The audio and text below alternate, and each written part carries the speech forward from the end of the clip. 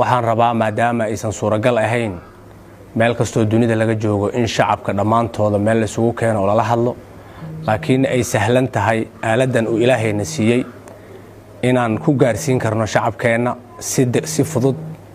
meel kastay joogaan inay dhageystaan hadafka iyo ujeedka degmadan aan ka rabno hadduu ilaa yidhaahdo marka ugu horeyso shacabka reer Baraabe waxaan leeyahay bishaaraysta insha Allah waxaana idinla socodsiinayaa sidaad ka warhaysaan oo magaaladani labadii habeen la soo dhaafay inay ka duwan tahay isbuucyadii ka horeeyay wixii ka dhacay taasoo aan ku amaanayo laamaha amniga kala duwan ay ugu horeeyaan Amisom SNA booliska nabad sugidda iyo daraawiisha degmada ha ku kala maxay ahayd horeeyaano qaabka ay u sugayaan amniga laakiin dhammaantooda waxaan leeyahay waa ku maasantihiin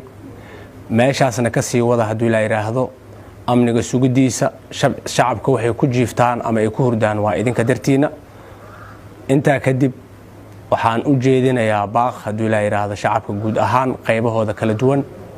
oo isugu jira culamaa diinka ay ugu horeeyaan ay ku xigaan odayaasha dhaqanka degmada Baraawe aqoon-yahanka dhalinyarada haweenka iyo waxgaradka degmada Baraawe baaq ku aadan oo ah inay ka qayb qaataan sidii loo nabadeyn lahaa degmadan looguna soo celin lahaa xasilinteeda ayadoo aad ogtihiin in degmada muddo hal maalin ka hor maxay ahayd ay ku soo gabagabowday golihii deegaanka oo laygu doortay maxay ahayd gudoomiyihii degmada waxaan leeyahay u soo diyaar garooba haddii la yiraahdo wixii ka dambeeya berito oo sabti ah oo isbuuca bilowgiisa inoo ah in ay bilaaban doonto howlihii degmada aan kula yeelan lahayn kulamadii kala duwanaa ee aan soo sheegay shacabkaas qaybihiisa kala duwan oo ay qolo walba heli doonto waqtigeeda in lagu wareysto sababtoo ah waxa muhiim ah oo dawladnimada Soomaaliya oo dhan ay hadda ku taagan tahay in la sameeyo nabadeyn iyo dib u heshiisiin degmada Baraabe oo aanan haddii la yiraahdo cid kale loo sugaynin oo la rabo marka hore inay iyada qabsato dib u heshiisiinteeda in loo diyaar garoobo marka hore insha Allah dhinaca kale laamaha amniga qaybahooda kala duwan marka hore aan ku amaanayo horena u sheegay waxaan mar kale ku adkeynayaa labadii maalmood ee la soo dhaafay kadib doorashadii dhacday sida ay ammaanka u sugeen inay ka laabaan ay xoojiyaan haddii la yiraahdo ayadoo ayagana la suubin doono haddii la yiraahdo istiraatiijiyo ama hab degmada amnigeeda lagu sugaayo taasoo maxay ahayd si wada jir ah maamulka iyo iska kaashan doonaan amniga qaybihiisa kala duwan mid xigta sidaad ogtihiin golaha deegaanka ee la doortay waxa hor yaala howlo culus ay ugu horeeyaan howlaha la xiriira inay diyaariyaan ama la diyaariyo oo marka hore ay ka timaado haddii la yiraahdo gudoomiyaha iyo labadiisa ku xigeen in macnaha gudiyadii la dhiso oo hawl muhiim ah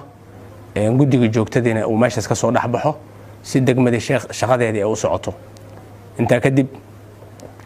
bulshada waxaan ugu baaqayaa wali waxaan ku dhex jiraa laamaha amniga in qolo walba ama qayb walba oo amniga ka mid ah inay ilaaliso ay si taxadar leh ula socoto qofka qoriga wata qaybta uu ka tirsan yahay qof kasta oo degmadani qori ku dhex qaadanaya waa inuu noqdaa qof ka tirsan laamaha amniga ee ka jira degmada wixii ka baxsan intaas waxaan u jeedinayaa in tallaabo laga qaado si loo sugo ammaanka degmada oo waajib naga saaran inta kadib ugu dambeyn waxaan ugu baaqayaa hay'adaha ku shaqada leh ama ka shaqeeya arrimaha bini'aadanimada iyo kuwa ka shaqeeya arrimaha horumarinta deegaanada kuwa hadda ku sugan waxaan leeyahay howlaha aad wadaan laaba inta aad ka wadaan ka kordhiya kuwa kale ee maqan ee ku hanweyn inay degmadani imaadaan ayagana waxaan leeyahay si degdeg ah u soo gaara degmada si ay u fulisaan howlaha aad ugu tala gasheen degmadan inta kadib waxaan u jeedinayaa howlahan dhanna aan sheegayno ay tahay oo aan ugu talagalayno aan mar walba maxay ahayd aan u saarayna muhiimadda arrimaha amniga waxay tahay magaaladani waa magaaladii labaad ay ka dhici doonto doorashooyinka golaha shacabka oo maxay ahayd dowlad goboleedka koonfur galbeed ay qaabilsan tahay. waxaa muhiim ah marka inuu shacabka u istaago dhammaan qaybihiisa kala duwan iyo amnigooda iyo maamulkooda ayagoo gacmaha is haystaan inay u diyaariyaan magaaladan sidii ammaan ay ku bixin lahayd. ilaahayna waxaan ka baryaynaa asiga amniga haaya inuuna waafajiyo, annagana aan sabab u noqonno waxyaabaha amniga ku imaado oo ugu horeeyo cadaaladda, in ummadda loo cadaalad falo, inaan hadduu ilaa yidhaahdo aan kula shaqayn doonno hadduu alla idmo. marka u diyaargarowgaas nagu soo wajahan oo ku saabsan arrimo waqti soconaya ah oo doorashooyinkaas ahna inaan u diyaargarowno, si guudna inaan ugu diyaargarowno mar kasta